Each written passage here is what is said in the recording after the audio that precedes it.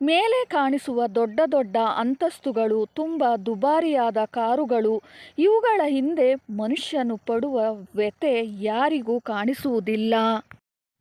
ಈ ಲೋಕದಲ್ಲಿ ಒಳ್ಳೆಯದನ್ನು ಮಾಡಿ ಬದುಕುವುದು ಎಷ್ಟು ಕಷ್ಟವೋ ಹಾಗೆ ಯಾರಿಗೂ ಕೆಟ್ಟದ್ದನ್ನು ಮಾಡದೆ ಮನಸ್ಸಿನಲ್ಲಿ ಕೆಟ್ಟದ್ದನ್ನು ಬಯಸದೆ ಬದುಕುವುದು ಕೂಡ ಅಷ್ಟೇ ಕಷ್ಟ.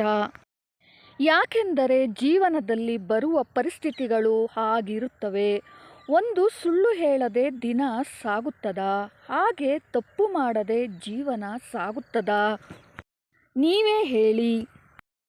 ಅನ್ಯಾಯವಾಗಿ ಅಕ್ರಮದಿಂದ ಕೋಟಿಗಟ್ಟಲೆ ಹಣವನ್ನು ಸಂಪಾದಿಸಿದವರು ಎಷ್ಟೋ ಜನ ಇದ್ದಾರೆ.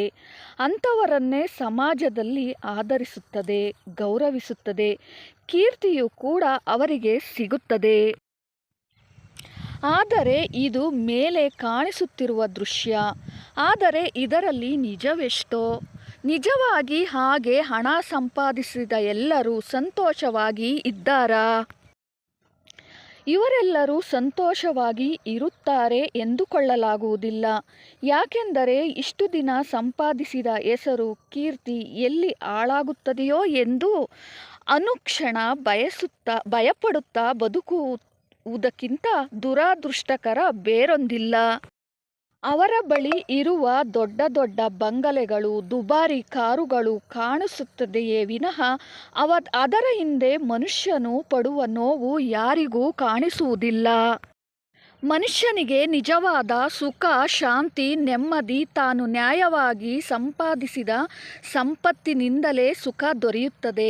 ನಾವು ಅನ್ಯಾಯವಾಗಿ ಲಕ್ಷ ರೂಪಾಯಿ ಸಂಪಾದನೆ ಮಾಡಿದರೂ ಸಿಗದ ಸುಖ ನ್ಯಾಯವಾಗಿ 100 ರೂಪಾಯಿ ಸಂಪಾದನೆ ಮಾಡುವುದರಲ್ಲೇ ಸಿಗುತ್ತದೆ. ಆದ್ದರಿಂದ ಇಂದಿನ ಸಮಾಜದಲ್ಲಿ ಒಳ್ಳೆಯದು ಮಾತನಾಡುವವರಿಗಿಂತ ತಪ್ಪು ಮಾಡಿದವರಿಗಿಂತ ಹೆಚ್ಚಿನ ಗೌರವ ಸಿಗುತ್ತದೆಯಾದರೂ ನಾವು ಒಳ್ಳೆಯದನ್ನೇ ಮಾಡೋಣ. ನ್ಯಾಯವಾಗಿ ಕೆಲಸ ಮಾಡುವವರನ್ನು ಕೈಲಾಗದೆ ಇರುವವರು ಎಂದು ನೋಡುವವರೂ ಇದ್ದಾರೆ.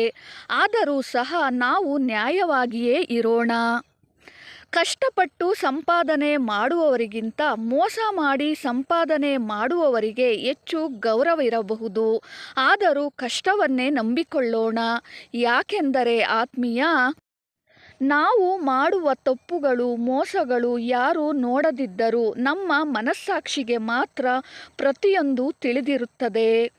ಅದನ್ನು ಮೋಸ ಮಾಡಿ ಸಂತೃಪ್ತಿಯಾಗಿ ಬದುಕಿದವರು ಚರಿತ್ರೆಯಲ್ಲೇ ಕಾಣಿಸುವುದಿಲ್ಲ ಸ್ನೇಹಿತರೆ, ಈ ವಿಡಿಯೋ ಇಷ್ಟವಾದರೆ ಲೈಕ್ ಮಾಡಿ, ಶೇರ್ ಮಾಡಿ, ಸಬ್ಸ್ಕ್ರೈಬ್ ಮಾಡಿಕೊಳ್ಳಿ.